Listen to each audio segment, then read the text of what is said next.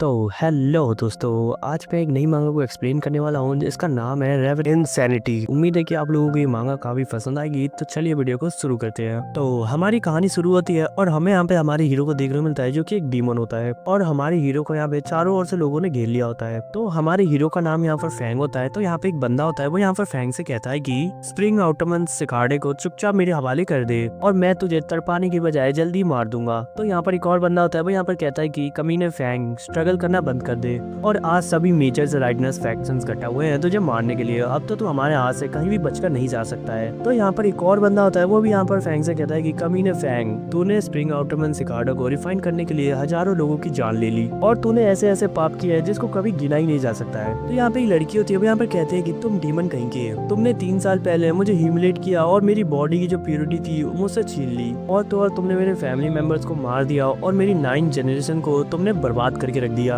और उस दिन से मैं तुम्हें जान से मारना चाहती थी। तो फैंग को यहाँ पे उनकी धमकियों से जरा सा ही फर्क नहीं पड़ता है। वो यहाँ पर कहता है कि आज मैं तुम लोगों को मरा हुआ देखूंगा। तो ये कहते ही वो लोग यहाँ पर फाइट के लिए रेडी हो जाते हैं और फैंग को चारों ओर से घेर लेते हैं। तो यहाँ पे वो लोग अटैक करने ही वाले थे कि तभी अचानक फैंग यहाँ पर ऊपर सनसेट को देखते हुए कहता है कि नीले पहाड़ के ऊपर सूरज डूब रहा है, ऑटम का चांद और स्प्रिंग की हवा सुबह बालों की तरह कोमल होती है तो रात को बर्फ की तरह। चाहे तुम सफल हो या असफल, जब तुम पीछे मुड़ के देखोगे तब पीछे कुछ भी नहीं बचेगा। और आज मुझे मेरी अर्थ की मेमोरीज याद आ रही हैं। तो जो फैंग होता है वो अर्थ पे एक स्कॉलर हुआ करता था और वो गलती से इस दुनिया में आ गया होता है और वो यहाँ पर कहता है कि मैंने 300 साल तक बहुत बुरी जिंदगी जी है और मेरे दिल की गहराइयों में अनगिनत यादें दबी हुई हैं और अब मैं मरने जा रहा हूँ तो मेरी आंखों के सामने मेरी पूरी जिंदगी मुझे दिखाई दे रही है और मेरे जीवन के 500 से अधिक वर्ष पलक झपकाते ही बीत गई और अंत में मैं असफल हो गया। और डीमन होना क्या बुरा है और क्रूल है और हेवन और अर्थ पे मेरी कोई जगह नहीं है। और वो यहाँ पर खुद से कह रहा होता है कि मैंने जो स्प्रिंग आउटमन सिकार्डे को रिफाइन किया है क्या वो इफेक्टिव है। और ये कहते ही वो यहाँ पर बहुत ही ज्यादा खतरनाक तरीके से हंसने लगता है और कहता है कि मैं दूसरी लाइफ में भी डीमन बनना चाहूंगा। तो उसके पीछे खड़ा जो बंदा होता है वो यहाँ पर कहता है कि कमजोर डीमन। तो यहाँ पर एक और बंदा कहता है कि सभी लोग संभल के रहो क्योंकि ये डीमन कमजोर नहीं है और ये कभी भी अटैक कर सकता है। तो यहाँ पे वो सभी लोग एक साथ मिलकर फैंग से कह रहे होते हैं कि अपने हाथ ऊपर करके सरेंडर कर दो और स्प्रिंग आउटम सिसाडा को हमारे हवाले कर दो। लेकिन अपना जो फैंग है वो कहाँ इनकी ऐसी धमकियों से डरने वाला था। वो यहाँ पर अपनी पावर्स को एक्टिवेट करते हुए खुद को ही ब्लास्ट कर देता है। तो यहाँ पर लोगों को कुछ समझ नहीं आ रहा था कि आखिर यहाँ पे क्या हुआ।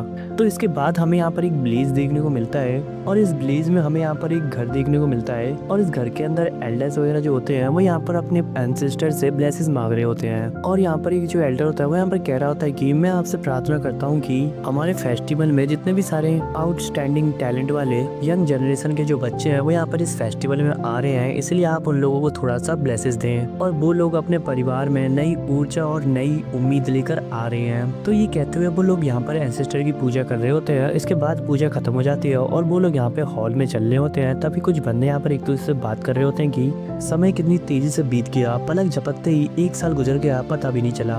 और लास्ट सेरेमनी ऐसा लगता है कि मानो कल ही है और मुझे वो घटना अभी भी क्लियरली याद है। तो यहाँ पे दूसरा बंदा होता है, वो यहाँ पे कहता है कि कल एनुअल ग्रांड सेरेमनी का उद्घाटन होगा और मुझे देखना है कि इस साल कौन कौन से नए चेहरे उभरेंगे और मुझे उम्मीद है कि इस साल हमें नए टैलेंट वाले बच्चों को देखने को मिलेगा। और घू क्लैन में पिछले 3 सालों से कोई भी एक्स्ट्रा ऑर्डिनरी टैलेंट वाले बंदे को नहीं देखा है। तो यहाँ पे जो दूसरा वाला एल्डर होता है वो यहाँ पर कहता है कि मैं इस बात पे एग्री करता हूँ, लेकिन अभी रिसेंटली इसी साल ही बाई ब्लेज और सियोंग विलेज में कुछ टैलेंटेड बंदे देखने को मिले हैं और स्पेशली बाई ब्लेज से वो वाई निंगबिंग। और उस वाई निंगबिंग का जो टैलेंट है वो वाकई टेरिफाइंग है। तो उसी के बारे में ही बात करते हुए वो बंदे यहाँ पर कहते हैं कि 2 साल की ट्रेनिंग के बाद ही वो यहाँ पर गू मास्टर के रैंक तक पहुंच गया था और उसका जो टैलेंट है वो इतना ज्यादा कमाल था कि ओल्ड जनरेशन भी उससे दबाव महसूस करती है। तो यहाँ पर जो एक और एल्डर होते हैं वो यहाँ पर कहते हैं कि आप ठीक कह रहे हो, लेकिन फैंग जी की तरफ से भी एक और जीनियस अफेयर हुआ है और उसके बारे में तो ये भी कहते हैं कि उसने तो 3 महीने की उम्र में ही बोलना शुरू कर दिया था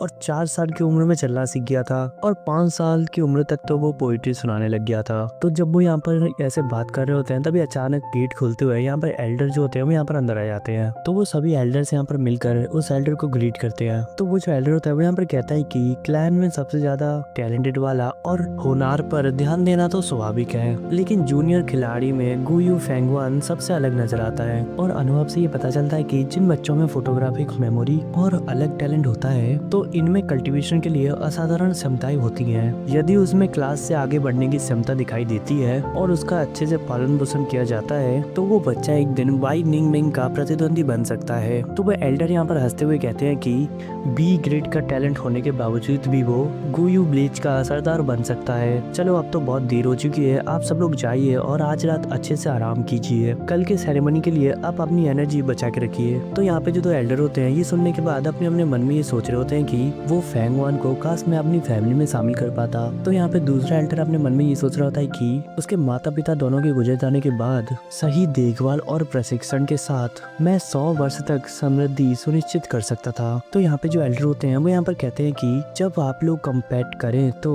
ईमानदारी से करें और कोई भी चालाकी मत करना या ऐसा कुछ भी जिससे कि कबीले की एकता को नुकसान ना हो। आप सभी इस बात का विशेष ध्यान रखना। तो वो लोग यहाँ पर एल्डर को ग्रीट करते हुए कहते हैं कि हम ऐसा कभी भी कुछ नहीं करेंगे।